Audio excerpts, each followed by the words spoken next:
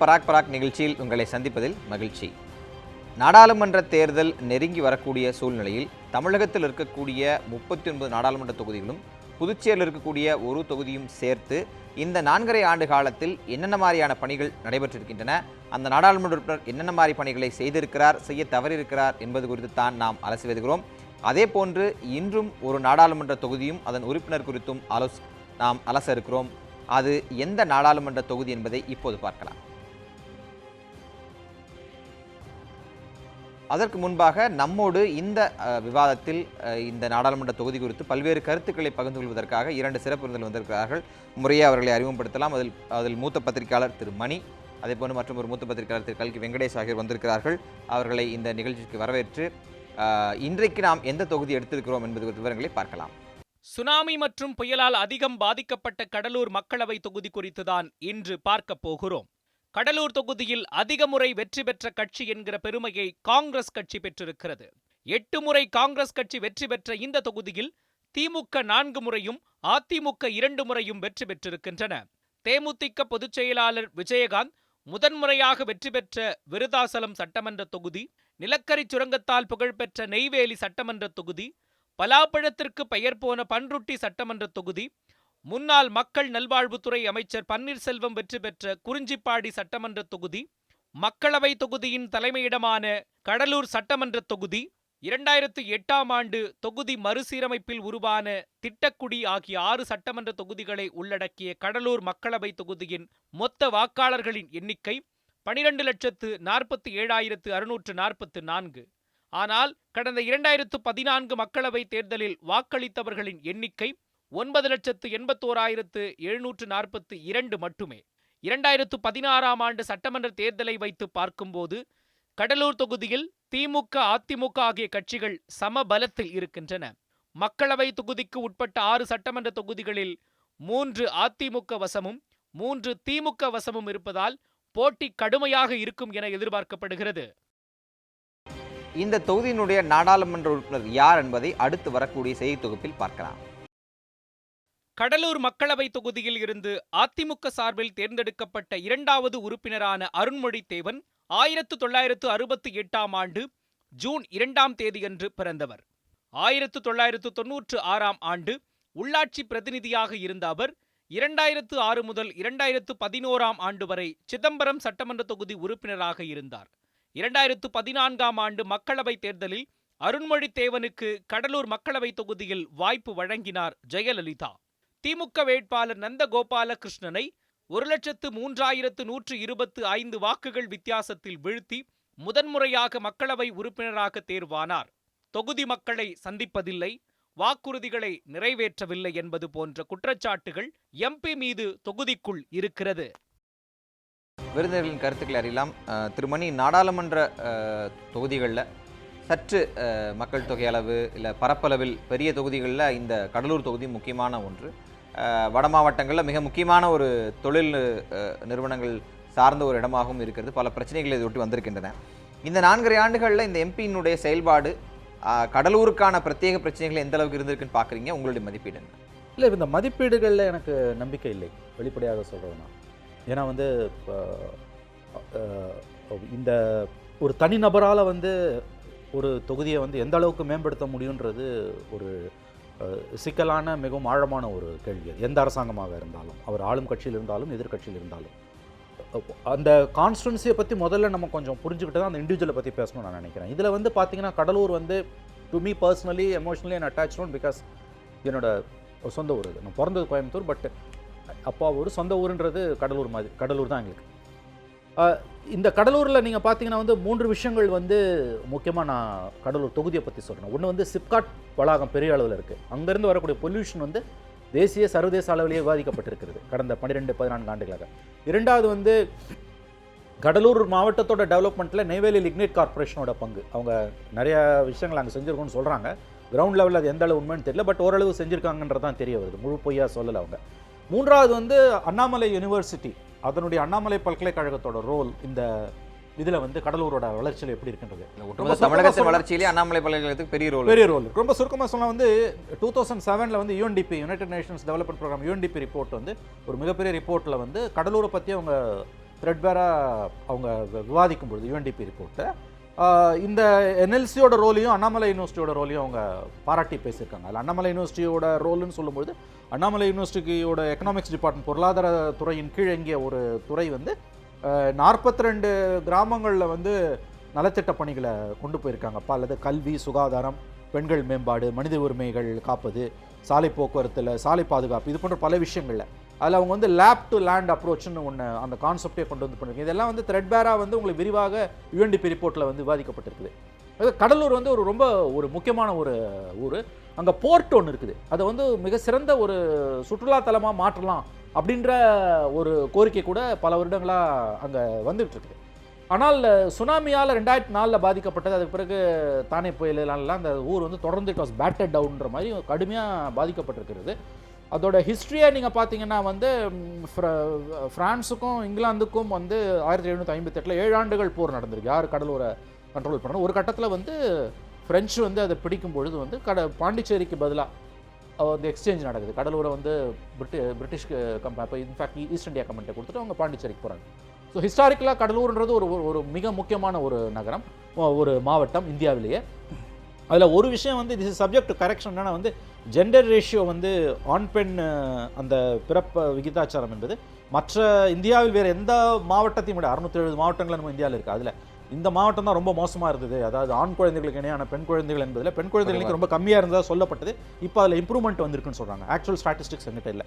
2007 UNDP ரிப்போர்ட்டை மட்டும் வச்சு தான் நான் இது எல்லாத்தையும் பேசுகிறேன். அதற்கு பிறகு யுஎன்டிபி ரிப்போர்ட்டோ அல்லது வேறு ஏதாவது ஒரு கிரெடிபிளான இன்டர்நேஷனல் ஏஜென்சிஸோட ரிப்போர்ட்டோ கடலூரை பற்றி வந்ததாக எனக்கு தெரியல. தொடர்ந்து பேசலாம். திரு வெங்கடேஷ், நான் இந்த கேள்வி ஏன் திரு மணியிடம் முன்வைத்தேன் அப்படின்னா, மத்திய அரசு தலையிடக்கூடிய பல்வேறு சிக்கலான விஷயங்கள் அவர் குறிப்பிட்டது போன்ற பொல்யூஷனில் ஆரம்பித்து போர்ட்டு, என்எல்சின்னு மத்திய அரசோடு தொடர்புடைய நிறுவனங்கள் அதிகமாக இருக்கக்கூடிய ஒரு இது. அப்போ அந்த எம்பியோட ரோலும் இயற்கையாகவே அதிகமாக மாறக்கூடிய ஒரு வாய்ப்பு இருக்குது.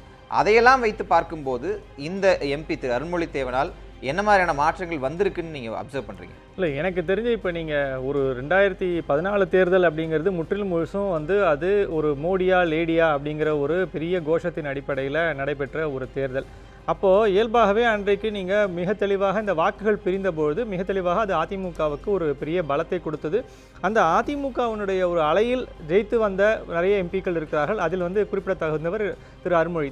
இப்போ இதில் என்னன்னா, இப்போ இவருடைய நேரடி கான்ட்ரிபியூஷன் அப்படின்னு பார்த்தீங்கன்னா, அந்த இடத்துல நீங்கள் பாராளுமன்றத்தில் எடுத்து பேசினதுலையோ இல்லை எடுத்து தன்னுடைய குறைகளை எடுத்து சொன்னதுலையோ அதில் வந்து நிறைவேற்றின விஷயங்கள் அப்படிங்கிறதுக்கு பட்டியல் போடுவதற்கு நமக்கு இந்த வரைக்கும் ஒரு பெரிய விஷயங்கள் எதுவுமே அங்கே இல்லை.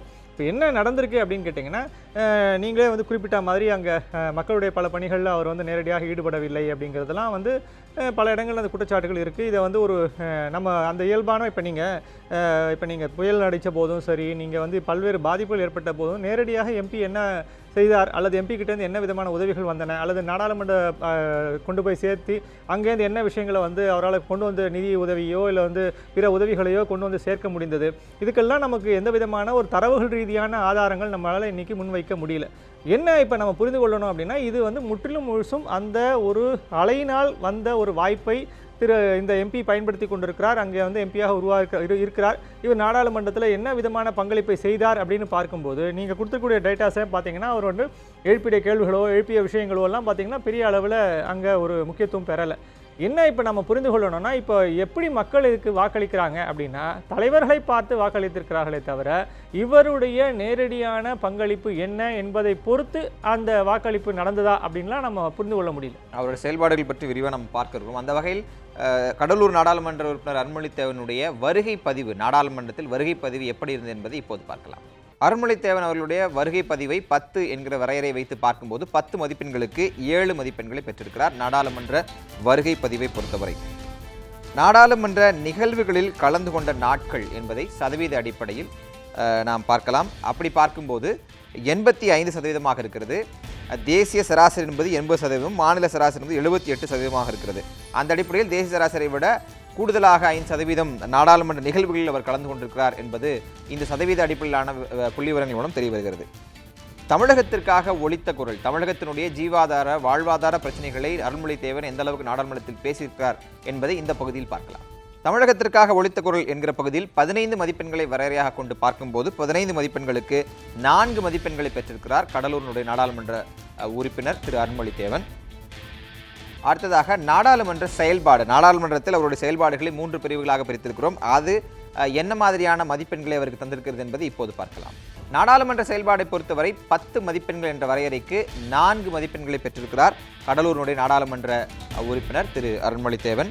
கலந்து கொண்ட விவாதங்கள், நாடாளுமன்றத்தில் நடைபெற்ற விவாதங்களில் அவர் எத்தனை விவாதங்கள் கலந்து கொண்டிருக்கிறார் என்கிற விவரங்களை பார்க்கும்போது அவர் மொத்தமாக கலந்து கொண்ட விவாதங்கள் 38. இதை சதவீத அடிப்படையில் பார்க்கும்போது தேசிய சராசரி என்பது 63.6 இருக்கிறது. மாநில சராசரி என்பது 43.6 இருக்கிறது.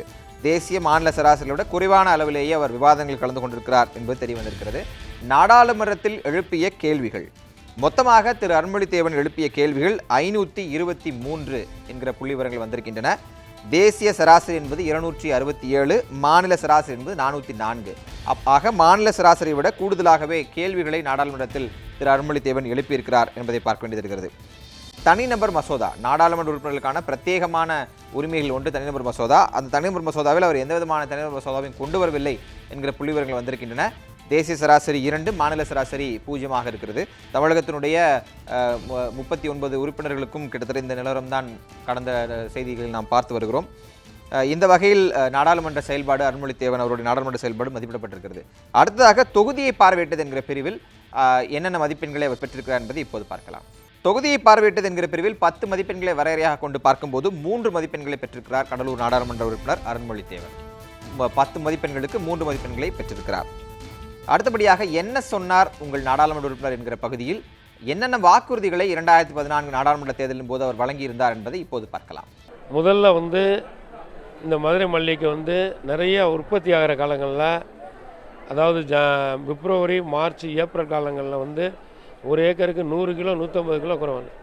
அதிகப்படியான வர காலங்களில் அதை செண்டு தொழிற்சாலையை இன்றைக்கி ப்ரைவேட்டை தான் நம்பியிருக்கோம். செண்டு தொழிற்சாலை, அரசு ஒரு செண்டு தொழிற்சாலை அமைச்சிச்சுன்னா நிரந்தரமான விலை விவசாயிகளுக்கு கிடைக்கும். அதை வச்சு உலகத்தரம் அந்நிய செலவாணி நம்ம ஈட்ட முடியும். இதெல்லாம் முக்கியமான ஒன்று. ரெண்டாவது, அடுத்தபடியாக எடுத்துக்கிட்டிங்கன்னா பன்னாட்டு விமான நிலையம் முழுமையாக செயல்படலாம். அதுக்கு பூக்கு முக்கியத்துவம் கொடுக்கணும். மதுரை மல்லிக்கு முக்கியத்துவம் கொடுத்து அதை கொண்டு போகிறதுக்கு உண்டான ஏற்பாடுகளை செஞ்சால் இன்னும் வளர்ச்சி அடையும். விவசாயிகள் பயன்பெறுவார்கள், வியாபாரிகள் பயன்பெறுவார்கள், நம்ம நாட்டினுடைய வளர்ச்சி முன்னுக்கு வரும். இவ்வளவு இருக்குது. இது எடுத்து செய்கிறேன்னா மதுரையினுடைய எம்பி திரு கோபாலகிருஷ்ணன் அவர்கள் அவர் கவனத்துக்கு இதை செஞ்சான்னா இன்னும் நல்லா இருக்கும்னு நாங்கள் நினைக்கிறோம். மிகப்பெரிய ஒரு மதுரையினுடைய மிக துயரமான ஒரு விஷயம் வைகாட்டில் கழிவுநீர் கலப்பது. அதற்கு அவர் எந்த விதமான நடவடிக்கையும் எடுக்கலை. முக்கியமாக மதுரையில் உள்ள நீர்நிலைகள் எதையுமே பாதுகாக்கிறதுக்காக ஒரு பெரிய முயற்சி எதுவும் செய்யலை. அதனால் மதுரை பாராளுமன்ற உறுப்பினர் எங்களை பொறுத்தளவுக்கு இந்த 4 ஆண்டுகளில் எதை பற்றியுமே கவலைப்படலை. வைகைக்கு உட்பட்ட நிதியை பற்றி கவலைப்படலை. இங்கே இருக்கக்கூடிய வரலாற்று சின்னங்களை பாதுகாக்க கவலைப்படலை. அதனால் இந்த மதுரை பாராளுமன்ற உறுப்பினர் வைகைக்காக ஒரு மிகப்பெரிய கவனம் செலுத்தலை என்பது தான் எங்களுடைய குற்றச்சாட்டு. வைகை நதியில் அடுத்தபடியாக நிறைய கால்வாய்கள் தான் மதுரையில் நிறைய இருக்குது. அப்படிங்கும்போது அதை கொஞ்சம் நிறைய ஸ்டெப் எடுத்து இதுக்கு கொசுக்கள் உற்பத்தி ஆகிறதே அங்கே மழைநீர் கால்வாய்களில் இப்போ சாக்கடை கால்வாய் மாறினால தான் இது நிறைய வருது. அந்த கொசுக்கள் உற்பத்தியை குறைக்கணும் அப்படின்னா இவங்க முக்கியமாக கழிவு நீரை அப்புறப்படுத்தி அதை திரும்பவும் மழைநீர் கால்வாய்களாக அதை உயிர்ப்பிக்கிறதுக்கு ஸ்மார்ட் சிட்டி திட்டத்தில் இதை கொண்டு வந்தாங்கன்னா நல்லாயிருக்கும். இதுதான் முக்கியமான ஒரு கோரிக்கையாக மதுரை மக்கள் சார்பாக நான் கொடுக்குறேன். அடுத்ததாக தொகுதி மேம்பாட்டு நிதி பயன்பாடு, எந்த அளவிற்கு தொகுதி மேம்பாட்டு நிதியை அவர் பயன்படுத்தியிருக்கிறார் என்கிற பிரிவை பார்க்கலாம். அதற்கு 20 மதிப்பெண்களை நாம் வரையறையாக கொண்டு பார்த்திருக்கிறோம்.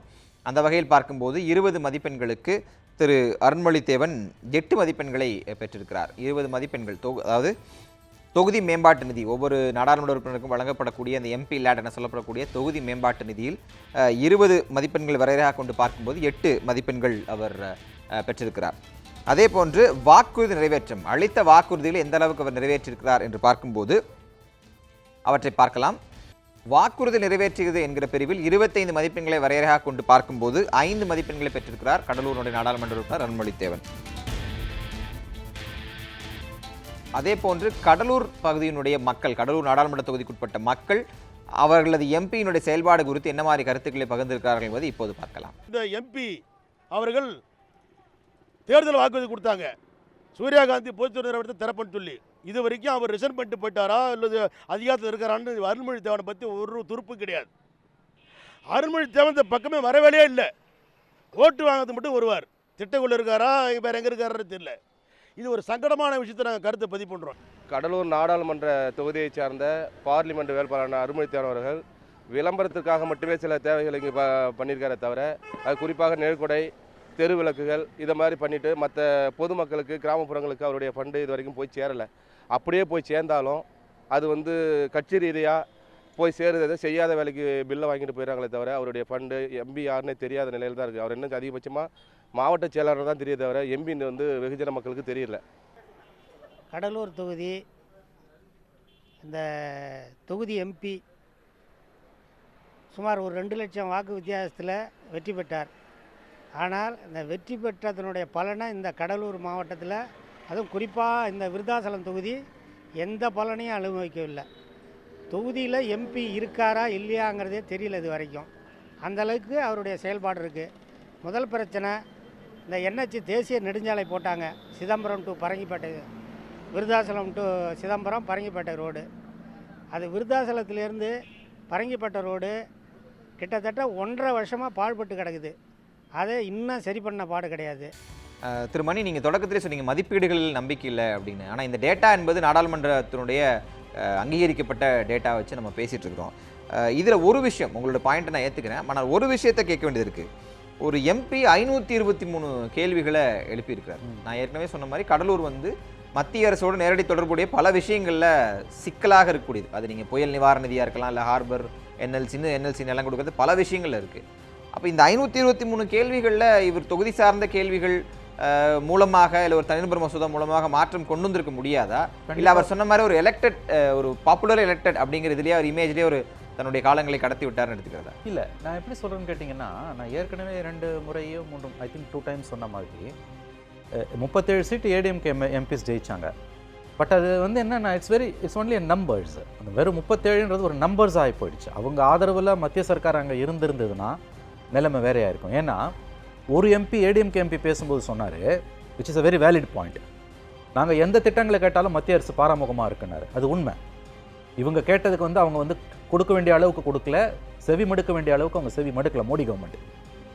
இந்த 37 ஏடிஎம்கே எம்பிக்களோட செயல்பாடை பற்றி நீங்கள் பேசும்போது ஒரு விஷயத்தை நீங்கள் நல்ல நினைவில் வச்சுக்கணும். 2014 மே மாதம் இவர்கள் தேர்தலில் வெற்றி பெறுகிறார்கள். 2014 செப்டம்பர் 27ஆம் தேதி குன்ஹா தீர்ப்பில் ஜெயலலிதா பெங்களூர் சிறையில் அடைக்கப்படுகிறார், பதவி இழக்கிறார், 4 ஆண்டு சிறை தண்டனை விதிக்கப்பட்டு. 2015 மே மாதம் தான் அவர் விடுதலையாகி ஜூன் மாதம் தேர்தல் வென்று மீண்டும் முதலமைச்சராகிறார். இந்த எம்பிஸ் 2014 லோக்சபாவில் அந்த மே மாதம் அந்த தேர்தல் முடிவுகளில் 4 மாதங்கள் கழித்த அந்த அம்மா சிறைக்கு போன பிறகு அந்த கட்சியோட செயற்பாடுகள் எப்படி இருந்தது, ஆட்சியின் செயற்பாடுகள் எப்படி இருந்தது எல்லாம் உங்களுக்கு தெரியும். அதாவது பார்ட்டி டைரக்ஷன்லெஸ்ஸாக மாறிடுச்சு. இதில் அந்த 2 ஆண்டுகள், அதன் பிறகு 2016 அவர் ஜெயித்து வெற்றி பெற்று 3 மாதங்களில் மருத்துவமனைக்கு போனார். டிசம்பர் 5ஆம் துரதிருஷ்டவசமாக அவர் இறந்து போனார். இந்த 2.5 ஆண்டுகள் கிட்டத்தட்ட அந்த பார்ட்டி டோட்டலி டைரக்ஷன்லெஸ்ஸாக தான் இருந்தது. அங்கேருந்து ஆரம்பிங்க பிரச்சனை.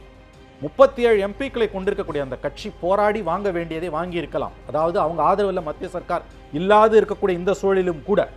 ஆனாலும் இவங்களால் அதை செய்ய முடியாமல் போனதுக்கு நான் என்ன சொல்ல வரேன்னா, முந்தி ஒரு ஏடிஎம்கே எம்பி லாஸ்ட் டைம் பேசும்போது சொன்ன மாதிரி அவர்களுடைய கோரிக்கைகளை அவங்க செவிமடுக்கவே இல்லை. நான் ஒரு எம்பிஸை பற்றி பேசும்போது நம்ம ஏற்கனவே சொன்னதான், மக்கள் திரும்ப திரும்ப லோக்கல் பாடிஸில் கவுன்சிலர் கிட்டையும் எம்எல்ஏ கிட்டையும் எதிர்பார்க்கறத எம்பி கிட்ட எதிர்பார்க்குறாங்க. இதுதான் சிக்கலை. அப்புறம் அந்த எம்பிஎல்டி ஃபண்ட்ஸ் 5 crores 25 கோடி இருக்குது. அதில் இவர் பைஃபர்கேஷன் எந்த திட்டத்துக்கு இவர் எதை செய்தார் என்ற ஒரு வெள்ளை அறிக்கையை இந்த எம்பி மட்டும் இல்லை எல்லா எம்பியும் வெளியிடணும். ஒருத்தரும் வெளியிடுறது கிடையாது. அல்லது கேட்டால் அவங்க கொடுப்பாங்க. இரண்டாவது உங்களுக்கு நம்ம ஏற்கனவே சொன்ன மாதிரி சிஎஸ்ஆர் ஃபண்ட்ஸ் இருக்குது. அந்த சிஎஸ்ஆர் ஃபண்ட்ஸை இவங்க வெளியில் எல்லாருக்கும் தெரிகிற மாதிரி பயன்பாட்டுக்கு கொண்டு வந்திருக்கணும். இந்த எல்லா விஷயத்தையுமே நீங்கள் அந்த குறிப்பிட்ட ஒரு எம்பி, அது ஏடிஎம்கேன்ற கட்சின்னு நீங்கள் பேசும்பொழுது ஜெயலலிதா சிறைக்கு போனது, அந்த அம்மா இறந்து போனது, அதன் பிறகு ஏற்பட்ட மாற்றங்கள், இந்த பின்புலத்தில் தான் நீங்கள் அதை பார்க்க வேண்டும். அந்த பின்புலத்தில் இல்ல, நம்மளால ஸ்வீப்பிங்கா கமெண்ட்ஸ் பண்ணாம இருக்க முடியும். நீங்க சொல்ற விஷயங்கள்ல ஸ்வீப்பிங் கமெண்ட் இல்ல, நான் ரொம்ப டீடைல்டாவே அதை போலான்னு பார்க்குறேன். 2 விஷயங்கள் நீங்க சொல்லதை நான் ஏற்றுக்கிறேன். ஒன்று, அந்த பார்ட்டியோட டைரக்ஷன்லெஸ் இது ஒரு எம்பியால் என்ன செய்ய முடியுங்கிற கேள்விகள். மற்றொன்று, ஒரு சிவிக் பாடிட்டு எதிர்பார்க்கிறது ஒரு பார்லிமெண்டரி எதிர்பார்க்குறாங்க. ஆனா இவர்கிட்ட வேற ஒரு பெக்யூலர் நேச்சர் இருக்கிறத பார்க்குறேன். இவர் தொகுதியில் வெறும் சிவிக் இஷ்யூவோட முடிஞ்சது கிடையாது. NLC மத்திய அரசோடு தொடர்புடையது, அது நில கையப்படுத்துறது, எக்ஸ்டென்ஷன் பிளான்ட்டு, சுரங்கம் மாதிரியான பிரச்சனைகள். நீங்க சொன்ன சிப்காட் பொல்யூஷன் வந்து பெரிய லெவலில் பேசப்பட்டுச்சு. புயலாலையும் இயற்கை சீற்றங்களால் வருஷம் தவறாம பாதிக்கப்பட்ட கஜாவை தவிர மற்ற எல்லா இடங்களையும் பாதிக்கப்பட்டது. இது எல்லாத்துலயுமே எம்பியோட இன்டர்வென்ஷன் ரொம்ப ஷார்ப்பா இருந்திருக்கணுமே. இதுக்கு வந்து பார்ட்டியோட ஹை கமாண்டோட இல்ல வேற எதுவும் தேவைப்பட்டிருக்கு இல்ல. அதை நான் ஒப்புக்கொள்கிறேன். அதாவது வந்து நான் என்ன சொல்ல வரேன்னா, இவர் வந்து ஏதாவது சிலது நல்லது பண்ணிருக்கலாம் நினைச்சிருந்தா. அவர் பண்ணாரா பண்ணலையான்றதை பத்தி என்கிட்ட ஃபுல் டேட்டா என்கிட்ட இல்லை. நான் என்ன சொல்றேன்னா, நீங்கள் சொல்லுவது போன்றே இருந்தால் கூட அது ஹார்ட்லி இட் அமௌண்ட்ஸ் டு 10%. நம்ம சிஸ்டம் எப்படி ஃபங்க்ஷன் ஆகுது அப்படின்றது ஒன்று. ரெண்டாவது, ஏடிஎம்கேன்ற கட்சி உங்களுக்கு டிஎம்கேல இருக்கக்கூடிய ஒரு மினிமம் லெவல் ஆஃப் அந்த ஒரு இண்டிபெண்டன்ஸ், அந்த ஒரு ஃப்ளெக்சிபிலிட்டி, அந்த ஃப்ரேம் ஒர்க்குள்ள விளையாடுற விஷயம் கூட ஏடிஎம்கேல கிடையாது. அன்ஃபார்ச்சுனேட்லி அதுதான் உண்மை. அதுவும் அந்த அம்மா இருந்த வரைக்கும் நான் என்ன சொல்றேன்னா, 2.5 ஆண்டுகள் 5 ஆண்டுகள் இந்த எம்பி பதவி 2014 மே மாதத்திலிருந்து 21 மே மாதம் வரைக்கும், 2014 மேலேருந்து 2016 டிசம்பர் வரைக்கும் சரியாக 2.5 ஆண்டுகள் அந்த அம்மா இருந்தாங்க. ஜெயலலிதா அவர்கள் இருந்தார். அப்ப அந்த கட்சி எப்படி இருந்தது? ஒரு தனிநபர் மசோதாவை கூட இவங்க மூவ் பண்ணல. நம்ம திரும்ப பேசணும். அதை வந்து தலைமையோட ஒப்புதல் இல்லாம அவங்க மூவ் பண்ண முடியாது. மற்ற கட்சிகளை போல, காங்கிரஸ் கட்சியை போலவோ கம்யூனிஸ்ட் கட்சிகளை போலவோ, ஏன் திமுகவிலே கூட ஒரு சமயங்களில் கட்சி தலைமையின் உத்தரவு இல்லாமலே கூட வந்து அவங்க மூவ் பண்ணுவாங்க. ஆனா ஏடிஎம்கேல அந்த ஃப்ரீடம் உங்களுக்கு கிடையாது. ஆகவே இந்த பேக்ரவுண்ட்ல பாத்தீங்கன்னா தான் இது நமக்கு புரியும். இல்லைன்னா இந்த 37 எம்பி ஜெயிச்சாங்க, மோடியா லேடியான்னு அந்த அம்மா கேட்டது எப்பன்னு கேட்டீங்கன்னா 14 நாள் கேம்பெயின்ல கடைசி 3 நாள் தான் கேட்டாங்க. முதல் 11 நாள் அவங்க கேட்கல. அதை முதல்ல கேட்டப்ப நான் இருந்தாங்க ட்ரிப்ளிகேன் மாஸ்க்கு முன்னால. அப்பதான் அந்த அம்மா அந்த கோஷத்தை எடுக்கிறாங்க. மோடிக்கு எதிராக தன்னை வந்து அவங்க வந்து அது குறிப்பாக சிறுபான்மையினர் மக்கள் மத்தியிலும் மதச்சார்பற்ற மக்கள் மத்தியிலும் தான் தான் மோடிக்கு எதிரான வாக்குகளை கவருவதற்கான அந்த ஒரு பில்லராக மேக்னெட்டா தன்னை பொசிஷனிங் பண்ணிட்டாங்க. அதுல வந்தது அது 37 சீட்டு ஜெயிச்சு வந்ததுக்கான காரணங்கள்ல மிக முக்கியமான காரணமாக அதை நான் பார்க்கிறேன். ஆகவே இந்த செயற்பாடுகள் எல்லாவற்றையும் வைத்து நம்ம பேசும்போது திரும்ப நம்ம அதை தான் பேச வேண்டியிருக்குது. இதை மீறி அவர் சில செஞ்சிருக்கலாம் நீங்க சொல்றீங்க, நான் ஒத்துக்கிறேன். ஆனா அது எந்த அளவு இருக்க முடியும்? இப்ப 25 கோடி இருக்கு, பெரிய அமௌண்ட். அதுல சரிபாதியா ஒரு 12 கோடியை வந்து இந்த திட்டங்களுக்கு பண்ணியிருந்தாருன்னு வெளிப்படையா அவர் சொன்னார்னா நல்லா இருக்கும். அதுலயும் ஸ்பெசிஃபிகேஷன் இருக்கு, எஸ்சி எஸ்டி மக்களுக்கானது, ஏதான ஸ்பெசிஃபிகேஷன்ஸ் எல்லாம் இருக்கு. இந்த மதிப்பீடோட திரு வெங்கடேஷ் 523 கேள்விகள், இந்த நம்பர் பார்க்கும்போது நமக்கு ஒரு அவருடைய பிரசன்ஸ், அவருடைய அட்டண்டன்ஸ் சராசரிக்கு மேல இருக்கு. தனிநபர் மசோதா போன்ற விஷயங்களை பார்ட்டி ஹைகமாண்டோட இதை கேட்கணுங்கிற திரு மணியோட பாயிண்ட் எல்லாம் கூட ஏற்றுக்கிட்டாலும், இந்த 523 கேள்விகள் பெரிய அளவுக்கு கடலூர் ஒரு இம்பாக்ட் ஏற்படுத்துறதாகவோ இல்லை செய்தித்தாள்கள் செய்தி ஊடகங்களில் வந்ததாகவும் நம்ம பார்க்கலையே. அப்போ எது அவரை தடை செய்திருக்குன்னு நினைக்கிறீங்க? ஏன்னா இங்கே பெர்ஃபார்மன்ஸ் இருக்கு, அந்த பெர்ஃபார்மன்ஸ் டியூ கோர்ஸில் அவருடைய தொகுதிக்கு போயிருக்கா அப்படிங்கிறத நான் உங்களுக்கு இப்போ நீங்கள் அந்த 523 கேள்வி என்ன அப்படிங்கிறத நம்ம பார்க்க வேண்டியது. பல சமயங்களில் நீங்கள் வந்து இப்போ முதன்மை கேள்வியாகவோ துணை கேள்வியாகவோ எப்படி அந்த கேள்விகள் அமைந்திருக்குன்னா, எந்த இஷ்யூஸில் அவர் வந்து பேசியிருக்கார், குறிப்பாக தமிழகம் சார்ந்த இஷ்யூஸில் பேசியிருக்காரா, கடலூர் சார்ந்த இஷ்யூவில் பேசியிருக்காரா, தேசிய அளவில் இருக்கிற பல்வேறு விவாதங்களில் அவருடைய கேள்விகள் இருந்திருக்கின்றமா, இப்படித்தான் நம்ம வந்து பிரித்து பார்க்கணும். அந்த 523 எண்ணிக்கை பெருசாக தெரிகிறது. ஆனால் அந்த எண்ணிக்கையில் என்ன முக்கியமான கேள்விகள் கேட்கப்பட்டன அப்படிங்கிறது தான் மிக முக்கியமானது ஒன்று. ரெண்டாவது, இந்த நிதி இந்த மாதிரியான விஷயங்கள் எடுத்து செய்யும்பொழுது இவர் முதல் முறையாக நீங்கள் வந்து அங்கே ஒரு எம்பியாக போகிறார் அப்படின்னும் போது நிச்சயமாக ஒரு பெரிய தயக்கம் ஒன்று இருக்கும். அதை அந்த ஹோல் சிஸ்டத்தை புரிந்து கொள்வது என்பதே வந்து ஒரு எம்பியாக இருந்தால் என்னென்ன அங்கீகாரம் பெற்று நமக்கு என்னென்ன விஷயங்கள் அனுமதிக்கப்பட்டிருக்கு, எதை செய்யலாம் எதை செய்யக்கூடாது, எதெல்லாம் எந்த இடத்துல வந்து அதுக்கான வாய்ப்புகள் இருக்கின்றன, இதெல்லாம் புரிந்து கொண்டு செய்வது கண்டிப்பாக ஒரு 6 மாதத்தில் அதை வந்து கூட இருக்கக்கூடிய செக்ரட்டரிஸ் தான் சொல்லிக் கொடுப்பாங்க. அது என்னென்னு தெரிந்து கொண்டு அதை செய்ய முடியும் ஒன்று. ரெண்டாவது, இதை செய்யலாமா வேண்டாமா என்பதை நிச்சயமாக தலைமையோடு கலந்து ஆலோசித்து தான் அவர் செய்திருக்க முடியும். ஏன்னா அந்த இடத்துல நீங்கள் வந்து அதிமுகன்ற கட்சி வந்து அப்படித்தான் அதை வளர்த்துருக்கு. எல்லாமே நீங்கள் வந்து செல்வி ஜெயலலிதா இருந்தபோது அவருடைய ஒரு ஒப்புதல் இல்லாமல் எந்த ஒரு காரியத்தையுமே நிச்சயமாக எந்த ஒரு எம்பியும் செய்ய மாட்டாங்க. அப்போது இயல்பாகவே இவருக்கு அந்த ஆரம்ப தயக்கங்கள் இருந்திருக்கலாம். அதுலேருந்து நீங்கள் பார்த்தீங்கன்னாவே அவரால் அந்த முதல் 2.5 வருஷம் ஒரு டைரக்ஷன்லெஸ்ஸாக போகும்போது அதுக்கப்புறம் அங்கே வந்து போதுமான அளவு அங்கேருந்து ஒரு தலைமையிலேருந்து அவருக்கு ஒரு உத்தரவுகளோ அல்லது வழிகாட்டுதல்களோ இல்லாத போது நிச்சயமாக எந்த விதமான செயல்பாடும் பயணிருக்க மாட்டார். நாடாளுமன்றத்துக்கு மட்டும் ரெகுலராக போயிட்டு வந்திருக்காரு, அங்கே போய் இருக்கக்கூடிய இந்த பல்வேறு விஷயங்களை பேசியிருக்காரே தவிர தான் எந்த இடத்தையும் தேர்ந்தெடுக்கப்பட்டோம், எதற்காக தேர்ந்தெடுக்கப்பட்டோம், அந்த மக்களுக்கு நாம் என்ன செய்தோம், அல்லது வந்து கொடுக்கப்பட்டிருக்கக்கூடிய வசதிகளை எப்படி முறையாக அங்கே நம்முடைய தொகுதி மக்களுக்கு கொண்டு போய் சேர்த்தோம், இந்த கேள்விகளுக்கெல்லாம் அவருக்கு ஒரு அந்த அது புரிந்து கொள்ளக்கூடிய தன்மை ஒன்று இருக்குது. இப்போ நீங்கள் முன்னாடி பார்த்தீங்கன்னா காங்கிரஸில் ஒரு 8 தரம் வந்து அங்கே எம்பிஸாக இருந்திருக்காங்க. அப்போ அவங்களுக்கு ஒரு ட்ரெடிஷன் இருக்குது. நீங்கள் மிஸ்டர் அழகிரி வந்து அங்கே இருந்திருக்காரு. அப்போ அந்த அழகிரி வந்து பார்த்தீங்கன்னா கேஸ் அழகிரி வந்து தொடர்ச்சியாக நாடாளுமன்ற பணிகள் பண்ணும்போது 1 தரம் 2 தரம் 3 தரம் செய்யும் போதெல்லாம் நீங்கள் அவங்களுக்கு ஒரு தொடர்ச்சி ஒன்று இருக்குது. இதை இப்படி செய்ய முடியும், இதை கொண்டு போய் சேர்க்க முடியும், இதெல்லாம் வந்து வளர்ச்சி பணிகள் நம்ம கொண்டு வந்து சேர்க்க முடியும். அடுத்த முறை தேர்தலில் நாம் நிற்க வேண்டும் என்றால் இந்த பணிகள் தான் நம்மை காப்பாற்றப் போகின்றன என்ற ஒரு நம்பிக்கையும் அவருக்கு இருக்கிறது. இங்கே அப்படி கிடையாது. இது வந்து தனிநபராக செல்வி ஜெயலலிதா அவர்களுடைய ஒரு முழுமையான ஒரு ஆதரவு, அவருடைய இருக்கக்கூடிய அலையினால் ஜெயித்து வந்தவருக்கு தான் அந்த மாதிரியான பணிகளை செய்து மக்களிடம் பலனை பெற்றுவிட்டால் அது எங்கே தனக்கே இதை வந்து ஒரு கட்சிக்குள் வந்து தேவையற்ற, ஏன்னா பெரும்பாலும் இந்த எம்பிஸோ எம்எல்ஏஸோ பார்த்தீங்கன்னா இந்த தனிப்பட்ட அளவில் அவங்களுக்குன்னு ஒரு புகழ் தேடிக்கொள்ளவே மாட்டாங்க. அதிமுகவில் அதை நம்ம ரெகுலராக பார்த்துட்டே இருக்கோம். ஆனால் நீங்கள் திமுகலையோ காங்கிரஸ்லையோ தனிப்பட்ட அந்த கேண்டிடேட்ஸ்க்கு வந்து ஒரு பெரிய ஒரு புகழ் கிடைக்கும், அவங்களுக்கு அடுத்த தரம் வாய்ப்பும் கிடைக்கும். ஆனால் சில திமுகவில் இது அதிமுகவில் பார்த்தீங்கன்னா இதே எம்பிஸ்க்கு திருப்பி வருவாங்கன்ற நிச்சயம் கிடையாது, இதே எம்எல்ஏஸ்க்கு திரும்பி வருவாங்கன்னு நிச்சயம் கிடையாது. அப்போது தனிப்பட்ட அளவில் அந்த மாதிரியான ஒரு சுயமான ஒரு புகழை தேடிக்கொள்வதற்கு அல்லது அந்த பணிகளை செய்து பெயர் வாங்குவதற்கு அவர்கள் முயற்சி செய்வதே இல்லை. அந்த மாதிரியாக தான் இதை நம்ம தொகுத்து தான் புரிந்து கொள்ள வேண்டும். தொடர்ந்து பேசலாம். மக்கள் அளித்திருக்கக்கூடிய மதிப்பெண் என்ன என்பதை இப்போது பார்க்கலாம். 10 மதிப்பெண்கள் என்ற வரையறையாக கொண்டு மக்கள் அளித்திருக்கக்கூடிய மதிப்பெண்கள் அருண்மொழித்தேவனுக்கு என்ன என்பதை பார்க்கலாம். திரு அருண்மொழித்தேவன் 10 மதிப்பெண்களுக்கு 2 மதிப்பெண்களை பெற்றிருக்கிறார். கடலூர் நாடாளுமன்ற தொகுதியினுடைய நாடாளுமன்ற உறுப்பினர் திரு அருண்மொழித்தேவன் 10 மதிப்பெண்களுக்கு 2 மதிப்பெண்களை பெற்றிருக்கிறார். தற்போது மொத்தமாக அவர் எத்தனை மதிப்பெண்களை 100க்கு பெற்றிருக்கிறார் என்பதை இப்போது பார்க்கலாம். 100 என்கிற வரையறையை கொண்டு மொத்த மதிப்பெண்கள் திரு அருண்மொழித்தேவனுக்கு வழங்கப்பட்டிருக்கின்றன. அவற்றை வைத்து பார்க்கும்போது 100 மதிப்பெண்களுக்கு 33 மதிப்பெண்கள் பெற்றிருக்கிறார் கடலூரினுடைய நாடாளுமன்ற தொகுதியினுடைய நாடாளுமன்ற உறுப்பினர் திரு அருண்மொழித்தேவன். இந்த 33 மதிப்பெண்கள் எப்படி என்னென்ன பிரிவுகளின் கீழ் வந்திருக்கிறது என்பதை மீண்டும் ஒரு முறை பார்க்கலாம். 100 மதிப்பெண்கள் என்கிற வரையறைக்கு 33 மதிப்பெண்களை பெற்றிருக்கிறார் திரு அருண்மொழித்தேவன். அந்த வகையில் பார்க்கும்போது நாடாளுமன்றத்தினுடைய வருகை பதிவு என்கிற பிரிவில் 10க்கு 7 மதிப்பெண்களும், தமிழகத்திற்கான குரல் என்கிற பிரிவில் 15 மதிப்பெண்களுக்கு 4 மதிப்பெண்களும், நாடாளுமன்ற செயல்பாடு என்கிற பிரிவில் 10 மதிப்பெண்களுக்கு 4 மதிப்பெண்களும், தொகுதியை பார்வையிட்டது என்கிற பிரிவில் 10 மதிப்பெண்களுக்கு 3 மதிப்பெண்களும், தொகுதி மேம்பாட்டு நிதி பயன்பாடு என்கிற பிரிவில் 20 மதிப்பெண்களுக்கு 8 மதிப்பெண்களும் பெற்றிருக்கிறார். வாக்குறுதி நிறைவேற்றம் என்கிற பிரிவில் 25 மதிப்பெண்களுக்கு 5 மதிப்பெண்களை பெற்றிருக்கிறார் திரு அருண்மொழித்தேவன். அதேபோன்று மக்கள் அளித்திருக்கக்கூடிய மக்கள் மதிப்பெண் என்கிற பிரிவில் 10 மதிப்பெண்களுக்கு 2 மதிப்பெண்களை பெற்றிருக்கிறார். மொத்தமாக 33 மதிப்பெண்கள் 100 என்கிற வரையறையில் அவர் பெற்றிருக்கிறார்.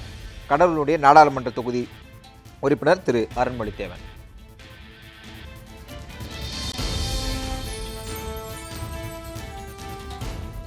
திருமணி, இந்த மதிப்பீடுகள் தொடர்பாக நீங்கள் ஆரம்பத்திலே உடன்பாடு இல்லை அப்படின்ட்டீங்க. இருந்தாலும் சில டேட்டாஸ், அடிப்படை டேட்டாஸை வச்சு நம்ம அதை அனலைஸ் பண்ணுறோம். இந்த 33 அப்படிங்கிறதுக்கான நியாயமான கூற்றுக்கள் என்னென்ன இருக்குது, இல்லை அதுக்கான வாய்ப்புகள் இல்லை அப்படின்னு உங்கள் கருத்தை நீங்கள் முன்வைக்க போகிறீங்களா?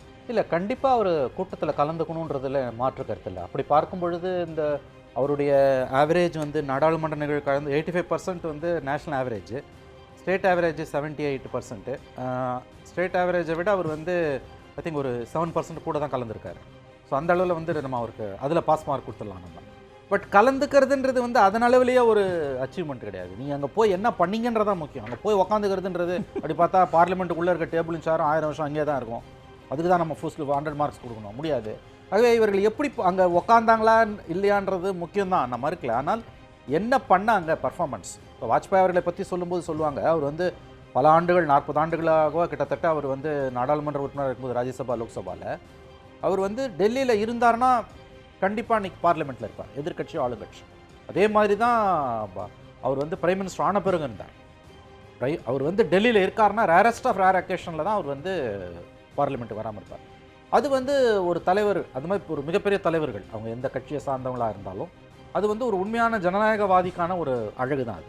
ஆகவே தேர்ந்தெடுக்கப்பட்ட இந்த எம்பி வந்து இவர் அந்த விஷயத்தில் பார்த்தீங்கன்னா நேஷனல் ஆவரேஜை விடவும் ஸ்டேட் ஆவரேஜை விடவும் கூட தான் இருக்கார். பட் இவர் என்ன பண்ணார், என்ன பண்ண முடியும், அகெயின் அண்ட் அகெயின் அது பாயில்ஸ் டவுன் டு தட். நான் தொகுதியை பற்றி ஒரு 2-3 முக்கியமான விஷயங்களே, ஒரு காலத்தில் அது வந்து இந்த ஃபைலேரியல் பெல்ட்டுன்னுவாங்க, இந்த யானைக்கால் நோய்க்கான அந்த பெல்ட்டாக நாடு விடுதலை அடைவதற்கு முன்னாலேருந்தே இருந்தது. அதன் பிறகு அதுக்கு மாறி இருக்குது. நான் அந்த UNDP ரிப்போர்ட் பற்றி சொல்லும்போது இட்ஸ் டீடைல்டு ரிப்போர்ட்டில் அஃப்கோர்ஸ் 2007 அதில் 2-3 விஷயங்களில் ஒன்று வந்து அவங்க வந்து ஸ்கூல் ட்ராப் அவுட் ரேஷோவெல்லாம் எப்படி சக்ஸஸுக்கு கவர்மெண்ட்ஸ் தமிழ்நாட்டில் வந்து அரெஸ்ட் பண்ணியிருக்காங்க அந்த ட்ரெண்டை. அங்கே வந்து 5ஆம் கிளாஸோடு நிற்கிறவங்க, 10ஆம் கிளாஸோடு நிற்கிறவங்க. அப்புறம் அதில் வந்து இன்ட்ரெஸ்டிங்காக அந்த UND ரிப்போர்ட்டை படிக்கும்போது வந்தது வந்து கேர்ள் ஸ்டூடெண்ட்ஸோட அந்த மென்ஸ்ட்ரேஷன் ஹெல்த் இருக்கு இல்லையா, அந்த மாதவிடாய் காலத்தில் அந்த பெண் குழந்தைகள் அந்த அவங்களோட அந்த இதை வந்து சுகாதாரத்துக்கான சிறப்பான ஒரு கவனம் செலுத்தி அரசுகள், போத்த கவர்மெண்ட்ஸ் DMK ADM யாராக இருந்தாலும் அவங்க அதை பண்ணி அதை வந்து அந்த அவேர்னஸ் எல்லாம் அதை க்ரியேட் பண்ணி அதோட ஸ்டாண்டர்ட்ஸும் வந்து அதிகமாக இருக்குது. அப்புறம் வந்து உங்களுக்கு வந்து இந்த சிப்காட் விஷயத்தில் ஒரு பிரச்சனை என்னன்னு கேட்டிங்கன்னா 2-3 ஆய்வுகள் அது எல்லாமே போபாலில் பாதிக்கப்பட்டவங்கன்னு வந்து அஃப்கோர்ஸ் தேர் என்ஜிஓஸ் அவங்க வந்து சொன்னது வந்து சிப்காட்டால் வரக்கூடிய அந்த நச்சுத்தன்மையான வாயு அது வந்து கேன்சர் உருவாக்குவதற்கான சாத்தியக்கூறுகள் 2000 மடங்கு அதிகமாக இருக்குது மற்ற பகுதிகளோட ஏர் பொல்யூஷன். இந்த 3-4 விஷயங்கள் ரொம்ப முக்கியமான விஷயங்கள்லாம் ஏன் யூஎன்டிபி ரிப்போர்ட்டையே திரும்ப சொல்கிறேன்னா அது 2007 வந்த ரிப்போர்ட். அதன் பிறகு என்னால் அதை வந்து ஃபாலோ பண்ண முடியல, கிடைக்கல எனக்கு மெட்டீரியல்ஸ். ஆகவே அந்த தொகுதி வந்து வளர்ச்சி சார்ந்த அதாவது அங்கே வளர்ச்சிக்கான கூறுகள் நிறைய இருக்குது. நீங்கள் சொன்னது போல் மத்திய சர்க்காரை சார்ந்த central government related projects SIPCOT ஆகட்டும் என்எல்சி ஆகட்டும் இப்போ நம்ம சொன்ன அண்ணா யூனிவர்சிட்டி எடுத்த அந்த 42 கிராமங்கள் என்பது வந்து அவங்க ஃபண்ட்ஸ் எல்லாம் வாங்கி பண்ணியிருக்காங்க அதை.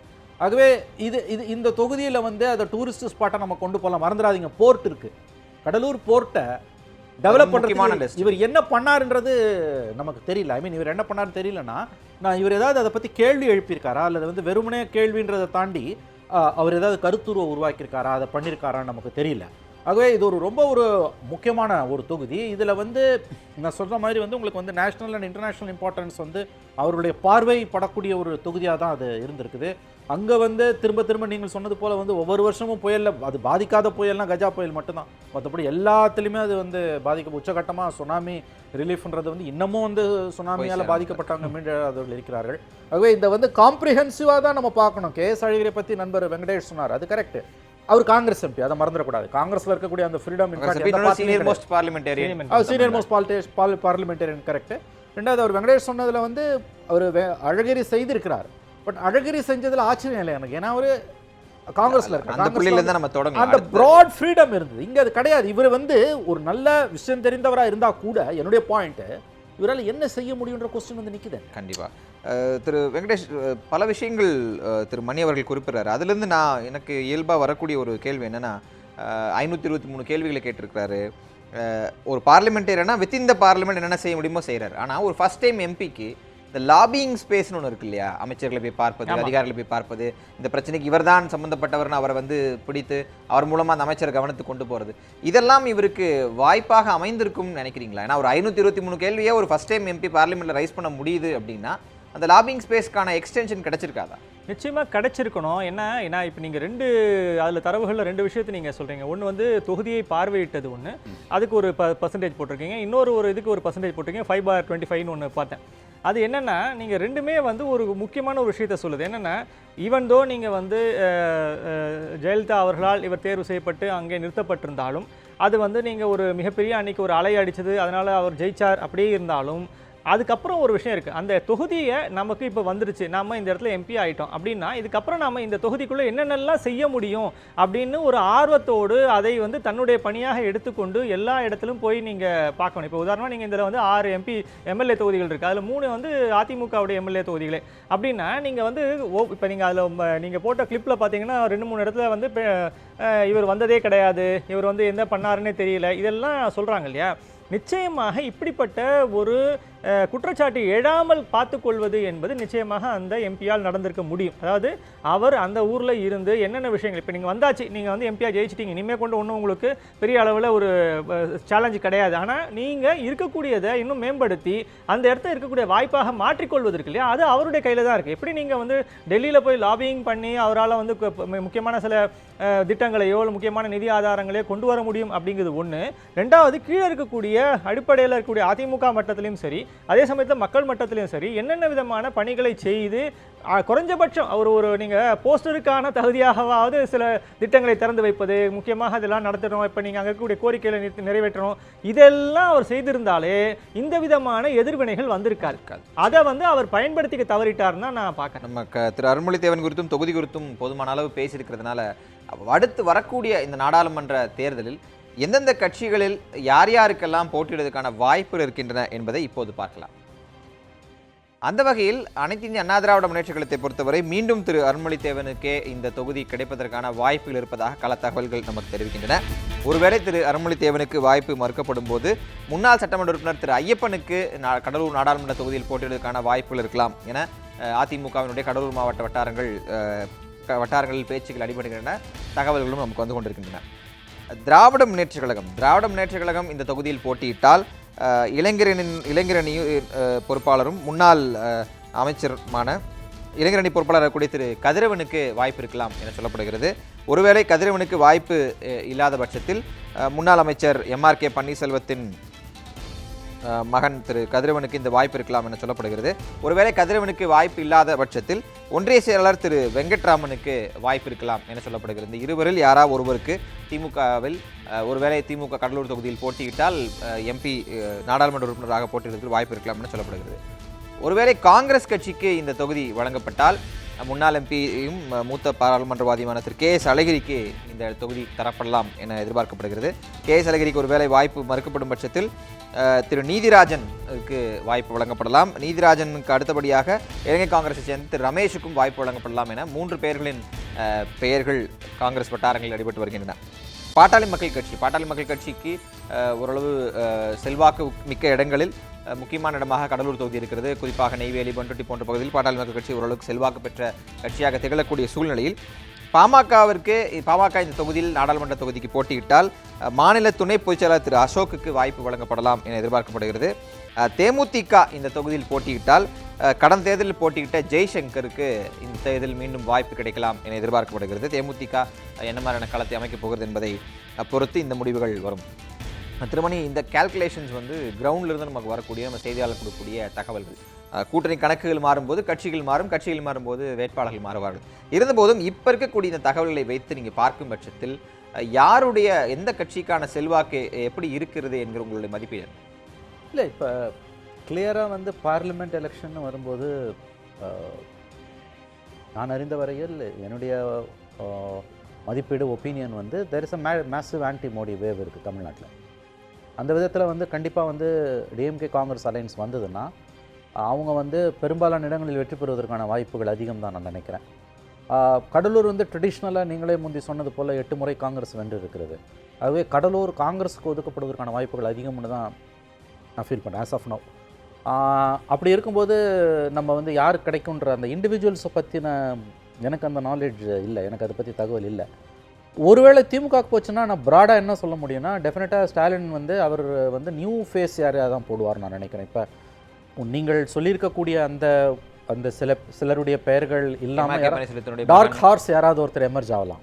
அந்த ஸ்டாலினோட செயற்பாடுகளை வைத்து பார்க்கும்பொழுது நம்ம மீடியா போர்ட்ரே பண்ணுற மீடியா ஸ்பெகுலேட் பண்ணுறவர்களை தாண்டி அவர் கொண்டு வரலாம். ஏன்னா அவர் தன்னுடைய முத்திரையை அவர் திமுக தலைவராக இருக்கிறார், கலைஞர் இறந்து விட்டார்.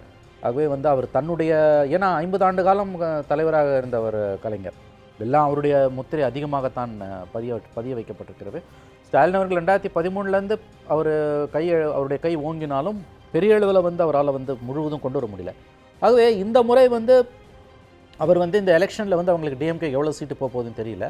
அவங்க அந்த கூட்டணியில் அவங்க எடுத்துக்கக்கூடிய சீட்டில் நான் எப்படி ஃபீல் பண்ணுறேன்னா, அவர் பெரும்பாலும் தன்னுடைய ஆட்களைத்தான், தன்னுடைய முத்திரையைத்தான் அவர் அதில் பதிய வைப்பார். அந்த விதத்தில் இப்போ நம்ம ஸ்பெகுலேட் பண்ணவங்களாம் அந்த கேட்டகரியில் வருவாங்களா இல்லையான்றது எனக்கு தெரியல. ஸோ அகெயின் நான் ரிப்பீட் பண்ண விரும்புறது என்னென்னு கேட்டு, மற்ற ஏடிஎம்கே பற்றி சொல்ல முடியாது. ஏன்னா அவர் என்ன காம்பினேஷன் பர்முட்டேஷன் வரப்போகுதுன்னு நமக்கு தெரியல, யார் கை வாங்க போகுதுன்னு நமக்கு தெரியாது. ஆகவே இது என்னென்னு கேட்டிங்கன்னா, இண்டிவிஜுவல்ஸ்ன்னு கேட்டிங்கன்னா ஏடிஎம்கே, காங்கிரஸ், டிஎம்கே 3 கட்சியில் தான் யாராவது அங்கே நிற்க போகிறாங்க, ஜெயிக்க போகிறாங்க. மற்ற parties they're not big players அங்கே. அதில் இப்போ காங்கிரஸில் நீங்கள் ஸ்பெகுலேட்டே பண்ண முடியாது. ஏடிஎம்கே, டிஎம்கே, காங்கிரஸ் தாண்டி ஓட் பேங்க்ல பாமக ஒரு முக்கியமான பட் பாமகவோட கோலிஷன் வரும் பட்சத்தில் அது ஒரு பிரச்சனை. இப்போ பாமக டெஃபினட்டாக டிஎம்கே அலையன்ஸ்ல இல்லைன்னு சொல்லிடலாம். இப்போ இட்ஸ் ஆல்மோஸ்ட் சர்டன். அப்போ அவங்களுடைய ஒரே ஆப்பர்ச்சுனிட்டி இஃபட்டால் அவங்க ஜெயிக்கிறாங்கன்னா கண்டிப்பாக ஏடிஎம்கேவோட போனால் தான் அங்கே ஜெயிக்க முடியும். அப்படி இல்லை என்றால் அவங்க ஸ்பாயில்ஸ் போட்டால் தான் இருக்க முடியும். அவங்களும் பெரிய அளவில் ஓட்டை உடைக்க முடியாது. நீங்கள் அப்படி பார்த்தீங்கன்னா 2009 நீங்கள் பார்த்தீங்கன்னா ADMK alliance 28 seat, DMK Congress Viduthalai Siruthai ஜெயிச்சு 12 சீட்டில் 9 ஏடிஎம்கே, 1 சிபிஐ சிபிஎம், 1 எம்டிஎம்கே. பாமகவில் 7 சீட்டில் இன்னும் 1 கூட ஜெயிக்க முடியல. ஆகவே உங்களுக்கு பாமக நீங்கள் சொன்னது போல் ஏடிஎம்கே அலையன்ஸில் போச்சுன்னா, பாமக ஏடிஎம்கே அலையன்ஸில் இருந்ததுன்னா கூட என்னுடைய எதிர்பார்ப்பு இந்த எலெக்ஷனில் அவங்க கடலூரில் ஜெயிப்பது அவ்வளோ ஈஸி இல்லை. ஏன்னா இது நேஷனல் எலெக்ஷன். சொன்ன மாதிரி whether you want Modi or not, it boil down to that. பிஜேபின்றதையும் தாண்டி பர்சனாலிட்டி வைஸாக மாறி போச்சு. அதுதான் இன்றைய கலை யதார்த்தம். அப்படி பார்க்கும்பொழுது பாமகக்கு அந்த தொகுதி ஒதுக்கப்பட்டால் கூட அவர்கள் எந்தளவு அவர்களால் ஏடிஎம்கே அலையன்ஸ் இருந்தால் கூட ஜெயிக்க முடியுன்றது டவுட்ஃபுல். பிஎம்கேல யார் ரெப்ரசன்டேட்டிவ்ஸ், ஐ மீன் யார் கேண்டிடேட்டாக வருவாங்கலாம் என்னால் உறுதியாக சொல்ல முடியல. எனக்கு அதை பற்றின கள நிலவரம் வந்து அந்த பார்ட்டி பொறுத்தவரைக்கும் சரியா தெரியல. திரு வெங்கடேஷ், உங்களுடைய பெர்மிடேஷன் காம்பினேஷன்ஸ் இந்த தொகுதிகளை பொறுத்த வரைக்கும் எப்படி இருக்கும்னு நினைக்கிறீங்க? இல்லை, நான் வந்து இந்த அவருடைய கருத்தோட பெருமளவு உடன்படுகிறேன். என்னென்னா, ஒரு திரு கே.எஸ். அழகிரி அவருக்கு ஒரு இப்போ காங்கிரஸுக்கு ஒதுக்கப்பட்டால் அவர் வருவார் அப்படின்னு நம்ம சொல்கிறோம். என்னுடைய ரீடிங் இன்னொன்று திருப்பி என்னென்னா, ராகுல் காந்தி அவர்களும் இங்கே வந்து தமிழகத்தை பொறுத்த வரைக்கும் நீங்கள் அவருக்கு கிடைக்கக்கூடிய, இப்போ நீங்கள் வந்து திமுக கூட்டணியோடு 12 சீட் கிடைக்குதா, எவ்வளோ இதெல்லாம் முடிவாகலை. அப்படி முடிவாகும் போது இன்கேஸ் கடலூர் வந்து அவங்களுக்கு கிடைச்சா கூட எனக்கு தெரிஞ்ச இந்த தரம் வந்து அவர் புதுமுகங்களை தான் களமிறக்க விரும்புவார் அப்படின்னு தான் நான் யூகிக்கிறேன். இப்போ பார்த்தீங்கன்னா தேசிய அளவில் அவருடைய ஒரு செல்வாக்கு வந்து உருவாகி கொண்டு வரக்கூடிய சூழ்நிலையில் படிப்படியாக அவருடைய இளைஞர் காங்கிரஸ்லேருந்து வந்திருக்கக்கூடிய இளைய தலைமுறை ஆட்களை நிறைய இடத்துல கொண்டு வந்து இறக்குறாரு. அந்த மாதிரியான ஒரு வாய்ப்பு இருக்குது. அப்படிப்பட்ட இளைஞர் காங்கிரஸை சேர்ந்தவர்களோ அல்லது வந்து அந்த மாதிரியான ஒரு இளையவராக இருக்கக்கூடியவரை காங்கிரஸ் வந்து கொண்டு வந்து அந்த இடத்துல நிறுத்தும் அப்படின்னா மூத்த உறுப்பினர் தான் திரு அழகிரி அவர்கள். பட் ஆனாலும் வந்து எனக்கு தெரிஞ்சு இந்த அடுத்த வாய்ப்பு ஒன்று வழங்கக்கூடியவர் எம்கே காங்கிரஸ் ரெண்டுலையுமே லீடர்ஷிப்பில் நடந்த அந்த ஜெனரேஷன் சேஞ்ச் நிச்சயமாக கேண்டிடேட்ஸும் அது ரிஃப்ளெக்ட் ஆகும். அப்போ தான் நீங்கள் வந்து அதை பெரிய அளவில் மக்களுக்கு போய் தெரியும் என்ன நடக்குதுன்னு புரியக்கூடிய ஒரு வாய்ப்பு இருக்குது. இன்னொன்று ஒரு விஷயம் அங்கே தான் சின்ன குறுக்கீடு, நீங்கள் திரு மணி அவர்களும் அந்த பாயிண்ட்டை சொல்கிறாங்க, ஒரு ஜென்ரேஷன் சேஞ்ச் அவர்களுக்கான முத்திரை பதிப்பு இருக்குது. ஸ்டாலினும் திமுக அளவில் முயற்சி செய்வார், திரு ராகுல் காந்தி முயற்சி செய்வார், அவரும் இப்போது தலைவராக மாறி இருக்கிறார். ஆனால் இந்த டஃப் ஃபைட்டில் நீங்கள் திரு மோடி வேணுமா வேணாமா அப்படிங்கிற முடிவு எடுக்கக்கூடிய தேர்தலாக அது கிரவுண்டில் இறங்கும் பட்சத்தில் அப்படி ட்ரெடிஷ்னலாக இருக்கக்கூடிய அரசியல்வாதிகளை தாண்டி புதுமுகங்களை அறிமுகப்படுத்தக்கூடிய ரிஸ்கை இவர்கள் இருவரும் எடுப்பாங்கன்னு நினைக்கிறீங்க? ஏன்னா இந்த தேர்தல் வந்து இது தமிழ்நாட்டிலேருந்து ஓட்டு போட்டாலும் இது தேசியத்துக்கான தேர்தல். நீங்கள் அங்கே நிற்கக்கூடியது 2 பேர் தான், மோடிக்கு எதிராக இருக்கக்கூடிய ராகுல். இப்போ இந்த ஓட்டு வந்து நீங்கள் வந்து சப்போஸ் நீங்கள் கே.எஸ். அழகிரி அவர்களே நிற்கிறாருன்னு வச்சுக்கோங்க, அல்லது புதுசாக யாரோ ஒருத்தர் நிற்க வைக்கிறாங்கன்னு வச்சுக்கோங்க. ஆனாலும் போட்டு அவருக்கு போட்டாலும் ஆக்சுவலாக அது போய் நிற்க போகிறது வந்து ராகுல் காந்திக்கோ அல்லது அது போய் நிற்க போகிறது திரு மோடி அவர்களுக்கோ ஏதோ ஒன்று தான் நிற்க போகுது. அப்போ யார் வேணும் யார் வேண்டாம் அப்படிங்கிற முடிவு, குறிப்பாக யார் வேண்டாம் என்ற ஒரு முடிவில் இருந்தால் வாக்குகள் வந்து இங்கே அணிதிரள்கணை. இப்போ நீங்கள் என்னென்னா, இந்த பக்கம் நீங்கள் காங்கிரஸ் திமுக என்ற ஒரு அணியும் அதோடு சேர்ந்திருக்கக்கூடிய இன்றைக்கே உருவாகிவிட்டது. அது வந்து ஒரு பெருமளவு ஒரு தமிழ்நாட்டுக்குள்ளே செல்வாக்கை செலுத்தி கொண்டிருக்கு. இன்னும் எதிரணி வந்து இன்னும் வலுவாக உருவாகவில்லை. அது ஒற்றை அணியாக உருவாக போகிறதா, 3 கார்னராக வரப்போகுதா, 4 கார்னராக வரப்போகிறதா, எப்படி இருக்குன்னு எனக்கு இன்னும் புரியல. அப்படி இருக்கக்கூடிய சூழ்நிலையில் இன்னைக்கு தேதியில் நம்ம இதை பேசும்போது அந்த எதிரணி இன்னைக்கு வீக்காக தான் இருக்குது. அப்போ தமிழகத்தை பொறுத்தவரை திமுக காங்கிரஸ் உடைய கூட்டணியில் இருக்கக்கூடியவர்கள் நிச்சயமாக தாங்கள் யாருக்கு ஓட்டு போடுகிறோம் என்றால் திரு ஸ்டாலின் அவர்களுக்கு போடவில்லை, திருநாவுக்கரசு அவர்களுக்கு போடவில்லை, தாங்கள் போட போவது ஓட்டு வந்து மிக தெளிவாக ராகுல் காந்தி அவர்களுக்கு தான். அப்படின்னும் போது இப்போ அந்த ஓட்டை வந்து நீங்கள் கீழே இருக்கக்கூடிய நீங்கள் கே.எஸ். அழகிரிக்காக போட போவதில்லை. அப்போ நிச்சயமாக அல்லது வந்து நீங்கள் வேறு யாரோ இன்னொரு இளைஞருக்காக போட போவதில்லை, தாங்கள் ராகுலுக்கு தான் போடுகிறோம் அப்படின்ற ஒரு தெளிவோடு தான் ஓட்டு போடுவாங்க. அது பாராளுமன்ற தேர்தலுக்கு வரும்போது அப்படி தான் நம்ம வந்து மிக தெளிவாக பிரித்து தான் போடுறோம். தமிழகத்துக்கு போடும்போது முன்னாடி பார்த்தீங்கன்னா திரு எம்ஜிஆர் அவர்களுக்கு போடுகிறோமா இல்லை இந்திரா காந்திக்கு போடுகிறோமா இதெல்லாம் பிரித்து தான் போட்டிருக்கோம். அதே மாதிரியான ஒரு ட்ரெடிஷன் தான் இப்பவும் வரப்போகுது. அதனால் நான் அந்த இடத்துல நீங்கள் என்ன தலைமை எப்படிப்பட்ட முடிவு எடுத்து நீங்கள் நபர்களை நிறுத்தினாலும் அது தலைமைக்கு போடக்கூடிய ஓட்டாக தான் இது புரிந்து கொள்ளப்படும். அதனால் அந்த சிக்கல் இருக்க வாய்ப்பு இல்லை. ஆனால் கடலூர் போன்ற ரூரல் பாப்புலேஷன் அதிகமாக இருக்கிற, கிராமப்புற மக்கள் அதிகமாக இருக்கிற தொகுதிகளில் பிரதமர் வேட்பாளரை நேரடியாக பார்த்து வாக்களிக்கக்கூடிய ஒரு சூழல் அதிகமாக இருக்கும்னு நினைக்கிறீங்களா? திரு வெங்கடேஷ் சொல்கிறது பல இடங்களில் பார்க்கலாம், ஒரு அர்பன் சென்ட்ரிக்கா நகர்ப்புறங்கள் அதிகமாக இருக்கக்கூடிய தொகுதிகள் அதுக்கான வாய்ப்புகள் இருக்கலாம். கடலூர் போன்ற கிராமப்புறங்கள் அதிகமாக இருக்க தொகுதியிலும் அது எடுபடும் நினைக்கிறேன். கண்டிப்பாக எடுபடும் தான் நான் நினைக்கிறேன். ஆனால் இந்திய மக்களை நம்ம அப்படி குறைத்து மதிப்பிட வேண்டாம். அதுவும் வந்து ஃபாஸ்ட் அர்பனைசிங் ஸ்டேட்ஸில் இந்தியாவில் வந்து தமிழ்நாடு வந்து முன்னோடி மாநிலம். கடலூரும் வந்து உங்களுக்கு பார்த்தீங்கன்னா வந்து ஃபாஸ்ட் அர்பனைஸ் ஆகிட்டு தான் இருக்குது. என்எல்சி அதாவது சிப்காட் இதெல்லாம் வந்து நீங்கள் பார்த்தீங்கன்னா வந்து அந்த 6 கான்ஸ்டிட்யூன்சிஸில் அட்லீஸ்ட் என்னை பொறுத்த வரைக்கும் குறைஞ்சது மோர் தென் half of the கான்ஸ்டிட்யூன்சிஸ் 3லேருந்து 4 assembly constituency கண்டிப்பாக வந்து ஹைலி அர்பனைஸ் தான் என்னால் சொல்ல முடியும். ஆகவே அங்கே இருக்கக்கூடிய மக்களுக்கு வந்து மோடியா அல்லது மோடி வேண்டுமா வேண்டாம் ராகுலா அப்படின்றத விட மோடி வேண்டுமா வேண்டாமான்றதான் போகுது. நெகட்டிவ் ஓட்டு தான். இவர் வேணும்னு ஓட்டு போடுறதில்ல, இவர் வேணான்னு ஓட்டு போடுறதுல தான் போய் நிற்க போகுது. அதில் வந்து உங்களுக்கு ஆப்வியஸ்லி வந்து உங்களுக்கு வந்து கூட்டணி கணக்குகள் நம்பர்ஸ் பெரிய ப்ளே பண்ணும் உங்களுக்கு. ஆகவே அந்த இதில் வந்து அந்த ஃபேக்டர் ஒர்க் அவுட் ஆகும்னு தான் நான் நினைக்கிறேன். ஒர்க் அவுட் ஆகாதுன்றதுல எனக்கு நம்பிக்கை இல்லை, ஒர்க் அவுட் ஆகும்னு தான் நினைக்கிறேன். ஏன்னா அது ஒன்லி அர்பன் சென்ட்ரிக் ஒப்பீனியன் கிடையாது. அது ரூரல் சைட்லேயும் வந்து அது மக்கள் தெளிவாக தான் இருக்காங்க. 2014 வந்து மோடி வந்து ஒரு கோரிக்கை எடுத்துட்டு போறதுக்கு ஒரு ஃபேஸ் தேவை இல்லையா? ஒரு புதுமுகத்துக்கான அட்டெம்ப்ட் ஒரு வேளை அந்த தொகுதியில் இருக்கும்போது நீங்க சொல்ற இந்த டிமாண்டை கிரவுண்டுக்கு எடுத்துட்டு போறதுக்கு ஒரு ஃபேஸ் தேவை இல்லையா? டிஎம்கே காங்கிரஸோ இல்ல ஒரு யங் ஃபேஸ் வந்து அதை செஞ்சிட முடியும்னு நினைக்கிறேன். இல்லை, டிஎம்கே காங்கிரஸ் அலைன்ஸ் வந்ததுன்னா at the end of the day உங்களுக்கு வந்து நம்பர்ஸ் தான் உங்களுக்கு. டிஎம்கே காங்கிரஸ் அலைன்ஸ் வந்ததுன்னா நிச்சயமாக வந்து கடலூர் அந்த கூட்டணி ஜெயிக்கும்னு நான் நினைக்கிறேன், irrespective ஆஃப் த கேண்டிடேட். நான் அப்படி தான் பார்க்குறேன். அதாவது இதில் இன்னொரு முக்கியமான விஷயத்தை நீங்கள் பேசணும். அதாவது வந்து மணிப்பவர் இன்றைக்கி வந்து ஒரு அசம்பிளி கான்ஸ்டியூன்சியில் தமிழ்நாட்டில் ஜெயிக்கணும்னா 15 கோடி தேவைப்படுது.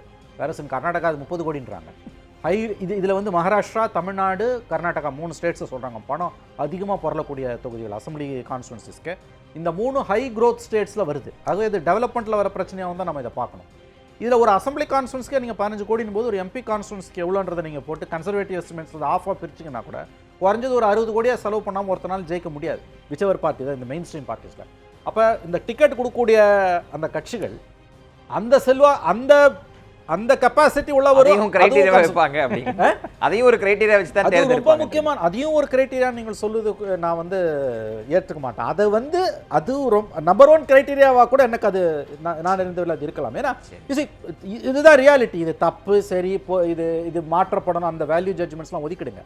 இந்தியாவில் வந்து பணபலம் அதிகமாக விளையாடக்கூடிய மாநிலம் தமிழ்நாடு. மறந்துடாதீங்க, நாடு விடுதலை அடைஞ்ச 70 ஆண்டு காலத்தில் பணப்பட்டுவாடாவை தடுக்க முடியலன்னு ஒப்புதல் வாக்குமூலம் கொடுத்து பொது தேர்தலில் 2 தொகுதி தேர்தலை கவுண்டர்மேண்ட் பண்ணி ரத்து செஞ்சு போஸ்ட்போன் இல்லை ரத்து பண்ணி நடத்துனாங்க. ஒரு இடைத்தேர்தலை ரத்து பண்ணி மறுபடியும் நடத்துனாங்க. இந்த மிகப்பெரிய அருமையான சாதனையை செய்த ஒரு புண்ணியமான மாநிலமாக தமிழ்நாடு இருந்து கொண்டிருக்கிறது. இந்த பின்புலத்தில் இருந்து பார்த்தால் கடலூர் தொகுதிக்கும் எல்லா தொகுதிகளையும் போல யாரால வந்து குறைந்தது ஒரு 60-70 கோடி ரூபாய் செலவு பண்ண முடியும். நான் கன்சர்வேட்டிவ் எஸ்டிமேட்ஸ் சொல்றேன், அப்பர் லிமிட் கிடையாது. சரி, அவங்களுக்கு தான் அங்கே சீட்டு கிடைக்கும்ன்றது தான் கலையதார்த்தம். போதுமான அளவு கடலூர் தொகுதியினுடைய கடந்த காலத்தையும் எதிர்காலம் எப்படி இருக்கும் என்பதையும் அலசியிருக்கிறோம். நம்பலாம். நிகழ்வு கலந்து கொண்டதற்கு நன்றி. மீண்டும் ஒரு பார்லிமெண்ட் பராக் நிகழ்ச்சி சந்திக்கலாம்.